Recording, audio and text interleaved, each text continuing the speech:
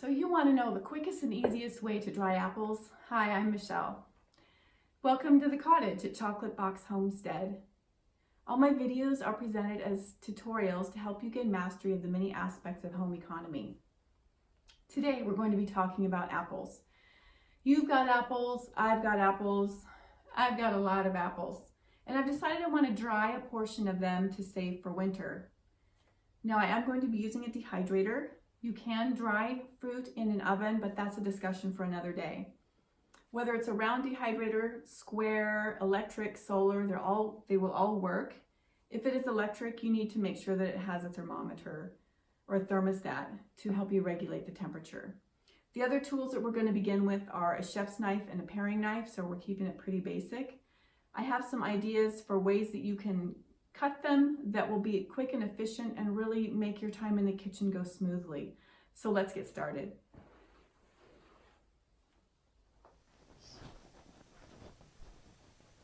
First thing we're going to do, of course, is wash our fruit and evaluate it.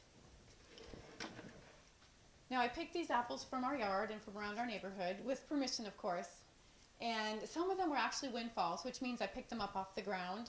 So that introduces another issue of safety and cleanliness. And rather than just pass them under a faucet of running water, I have filled a basin in my sink with cold water and let the fruit soak for about 5 minutes. I'm using a basin because that way I can take it outside and water the rhododendron that's outside the front door rather than just let the water go down the drain. But if you do use your sink, make sure that you scrub it out really well so that it's clean. After giving them about 5 minutes soak, I will evaluate each one as I give it a quick rinse. And you want to let the condition and the shape of the fruit determine how you handle them. I've set up my work area here, and I just want to show you what this looks like. Whenever I'm starting on a kitchen project, I like to practice what the French call mise en place. Now, I might not have pronounced it correctly, but what I do understand is that it means setting up your work area so that everything is in place. Everything's at your fingertips. And so I've got my cutting board, my knives. I have a container here for scraps for the chickens, a jar which our cores will go into to start a jar of apple scrap vinegar. I've got dehydrator trays, and I think I'm ready to get started. So, my apples do have some damage, and I really want to encourage you to not be put off by apples that have damage, or any type of fruit for that matter, because most of it is usable. Now, what isn't usable is this kind of thing. Starts out as a small sunken spot. It's brown, it's soft, it's more than a bruise. It means that there's actually mold growing in the center of the apple. So that one's going to go to the chickens. And in just a couple of days, it would wind up looking like this. And it's going to spread very rapidly to the rest of the fruit. So I don't even pick those up. I don't put them with my good fruit. I keep them separate. They also will attract fruit flies. Okay, first apple up we've got here. It's about medium size, and I can see that it's got some markings on it, but we're going to go ahead and we're going to cut it into what I call dice or cubes. So that's it. You notice I didn't peel it, and that's because they'll dry just fine with the peels on. Add those to the dehydrator tray. What's another cut we can do? We can cut them into rings. A simple tool for removing the core, should you want to do so, is this apple coring tool. And you just center it on the fruit right over the core of the apple as well as you can, and press down really hard, and it pops right through. Pull it out, and look what you've got. Nice, clean core of an apple. And then, of course, the core pops out and it goes into our vinegar container. The apple can then be sliced into rings.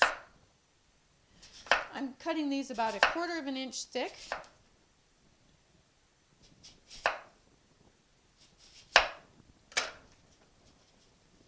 And there you go. A nice shape that will just dry beautifully. Arrange them on the tray, almost touching but not quite. This will help keep the pieces from sticking to each other. Did you know you don't actually have to remove the core? They'll dry just fine without it, and they're still just as edible. So I start by cutting a very thin slice off the bottom. And I see some activity in the middle of this one. So this gives us a chance to talk about how to deal with some of the damage that can occur in apples and other fruit. I went ahead and sliced them 1/4 of an inch thick, just like I did with the previous apple. And I've got some insect damage. In fact, there's probably still a critter in here somewhere. So instead of throwing this away, all I'm going to do is cut out that piece and put it in the chicken container. And it looks like the core has a bit of insect frass in the center, so I'm just going to take that over to my sink, put it under a small stream of running water. This could go right into your basin. And give it a quick rinse, and I just kind of cored it out with the paring knife to loosen. And look at that. See, that's a perfectly good piece of apple. It will dry just fine and be delicious. And I'll do the same with all of these pieces. I'll just take a knife and cut out whatever damage there might be. There's still a lot of good edible food on these apples, even with the insect damage.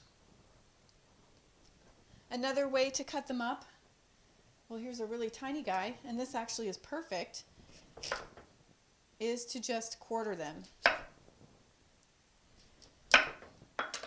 Now this does leave a larger piece of fruit, and so it's going to take longer to dry. Actually, this apple is so small, it probably won't take very long to dry. But if you were to do this with medium or large apples, you would have a long stint in the dehydrator before they would be truly dry. So we've got our little quarters here, and onto the dehydrator tray they go. We've just done 4 cuts of apples, and they each have their own distinct amount of time that they'll take to dry. Now, drying is an inexact time frame. They're done when they're done, if that makes sense. The recommended heat setting for drying fruit is 135 degrees Fahrenheit, and most dehydrators have a dial that will let you know what the temperature is, so you can just turn it to that setting and let it do its job. You'll want to check on it every few hours and see how it's coming along, and you may want to move the pieces around or rotate the trays from top to bottom. If you have a round dehydrator, most of the heat is coming from the bottom and traveling upwards, so you may rotate the trays that way. If you have a square dehydrator, the heat and the fan are at the back and pressing the heat forward. So you may want to not only rotate the trays from top to bottom, but you may want to actually turn them completely around as you rotate them. And this isn't absolutely essential, but it does give you more even drying that goes more quickly. I thought of one more thing I wanted to show you before we head out to the dehydrator, and that is apple tools. You can get a tool that clamps onto the counter, and you turn the handle and it peels cores and slices all in one function. I have one of those somewhere, but I wasn't able to find it, so I'm not using that today. There are these other tools also for cutting apples, and they'll work as well for pears too. Anything that we're talking about today is applicable to pears, so keep that in mind. The first one is like what you'll find at a department store. It's got a very sharp serrated blade, and it comes with a blade cover. This one is a Norpro. I don't know what the brand of the first one is. I wasn't able to find any markings on it. This is a Norpro, and you'll also find these at department stores. It's another fairly large tool. And the small one is the real gem in my collection. This I found secondhand at a thrift store, and there's quite a difference in size between these two. Look at the size of the central coring blade. This one is huge in comparison to this one. Think about the amount of fruit that it's going to remove from your apple. If you're working with apples, say from the grocery store, that may be appropriate, but it's really overkill if you're working with backyard apples, which tend to be smaller. So let's give this a shot. I'm going to line it up with the apple and press through firmly. And we are left with a nice pile of little slices. Now once again, it looks like we have some insect activity in the center here, and that's not a problem. Just going to snip that off with the paring knife and drop it in the bucket for the chickens. They will love that. The rest of these pieces look great. They're ready for the dehydrator tray.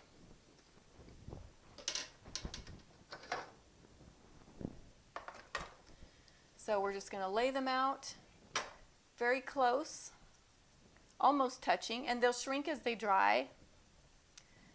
But laying them out regularly like this helps them to dry more evenly. And one more little follow-up bit is I showed you how to cut the apple dice, but I didn't finish the apples. I wanted to show you how much you can get out of this. We've cut off both cheeks, like we did when we made apple butter in a previous video. And if you have more apples and you're looking to make a really super easy apple butter that you don't even have to peel, look for that video. I'll link it below. So I just laid this down flat, and I'm cutting off each side of the core. So you can see I'm left with the square that has the stem and the blossom end, and that's going to go into our vinegar bottle. We've got these two sides. I will cut them into dice also.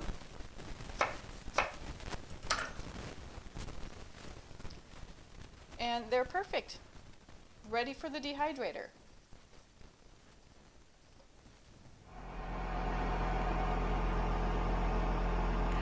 Well, the apples have been drying at least 12 hours now at 135 degrees, which is what our dehydrator says for fruit. So we're going to switch that off, because I think they're done.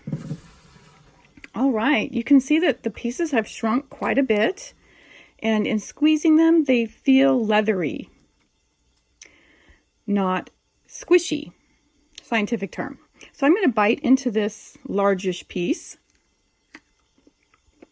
and just show you. I don't see any pockets of moisture inside. That is a good sign. That means our apples are ready. I'm going to gather them up and transfer them to this nice big jar. And if I notice any pieces that are larger than the others and that do still feel juicy, I will give them just a bit more time in the dehydrator. Maybe 15 to 30 minutes, and check on them again. Those last few pieces will go quickly. People often ask me, what are the best apples for drying? We're going to get to that, but first I wanted to talk about a couple tools and techniques that we haven't yet covered. The first is the mandolin slicer. You can use a mandolin slicer if you have one to make very thin, even slices, which will dry very evenly, makes great apple chips. And the other is, believe it or not, a vegetable spiralizer. You can spiralize an apple into strings, and when they're dried, you end up with a sweet, chewy snack that makes a great substitute for candy. Now, I'm not concerned with the slight color change that happens with my dried apples, but if you are, you might consider pre-treating your fruit. And the way to do this is with something acidic. You can go to the grocery store and purchase ascorbic acid, which is a vitamin C, or citric acid. They're both available in the vitamin aisle at the grocery store. And it takes a tablespoon and a half of ascorbic acid or a teaspoon of citric acid to 4 cups of water. You mix that together, and as you're slicing your fresh fruit, drop it in that bowl of water and give it a 10-minute soak before putting the pieces on the dryer trays to dry. You can also use fresh lemon juice, and the National Center for Home Food Preservation recommends a 50-50 ratio. So that would look like 1 cup of fresh lemon juice to 1 cup of cold water. Again, a 10-minute soak before drying. Post-treatment, conditioning. Okay, due to different sizes of pieces and varying placement in the dehydrator, some pieces are naturally going to have more moisture than others. We need to even that out within the container. And the way to do that is to, once the food is cooled on the trays, to add them to a jar, put the lid on it, and make sure it's not filled all the way. You need some airspace at the top. And then put this container in the cupboard for a week. Once a day, pull it out and shake it. Shake it really good, or you can stir it. Put it back in the cupboard. If you notice any condensation, any moisture developing inside the walls of the jar, that means the food is not dry enough. You'll need to take the food out of the container, put it back on the dehydrator trays, and finish drying. You'll then need to go through the conditioning process again. And then the second part is an optional step. If there's any chance that your food might have been exposed to insects, you might want to consider pasteurizing it. All this involves is taking that closed container and putting it in the freezer for 48 hours. This is long enough to kill any insects or insects' eggs.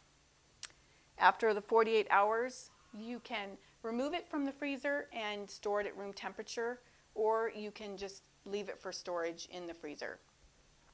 To store in the home, you need to think cool, dry, and dark. So a cupboard, an alcove, a dark, cool spot to store your dry goods. Labeling. Now this can be as simple or as creative as you like. I just like to use a piece of masking tape and a Sharpie. It works really well. I add a little sticker on the bottom with the date that it was preserved and add it to my pantry. It's good there for at least a year, if not longer, and I probably don't have to tell you all the ways that you can use dried fruit. They're great just out of the jar, make wonderful snacks. You can craft a custom trail mix by adding nuts and maybe a little chocolate. That'll keep you from making some poor food choices when you're out and about and busy. If you want to bake with them as a substitute for fresh apples, simply take some of your dried fruit and add it to a bowl. Pour boiling water over the top, just enough to cover, and give it a few minutes to plump up. You can then treat it like fresh fruit and make pies and other desserts with it. Let me real quick show you what these slices look like when they came out of the dehydrator. This slice has the core, and so as it's eaten, we'll just nibble around the core and then toss that one little piece. Very easy. This slice had some damage, and so I cut a hole out of the center. It turned out great. Best apples for drying. Okay, there's a reason I didn't talk about that at the beginning, and that is because I picked my apples from my yard and from my neighborhood, and so I'm using what I have on hand, and I highly encourage you to do the same. The truth is, all apples dry, and all apples dry well. But if you are looking to purchase apples specifically for drying, then Fuji, Gala, and Honeycrisp are very good. They dry well. They're exceptionally sweet. If you like a little less sweetness, then Granny Smith may be your choice. Today was a productive day in the kitchen. I'm happy to have dried apples in my pantry, and you will be too. Thank you for joining me here in my kitchen in the cottage at Chocolate Box Homestead. It always means a lot if you give me a thumbs up and consider subscribing. Remember to click that little notification bell that'll let you know next time I upload a new video. See you next time. Bye-bye.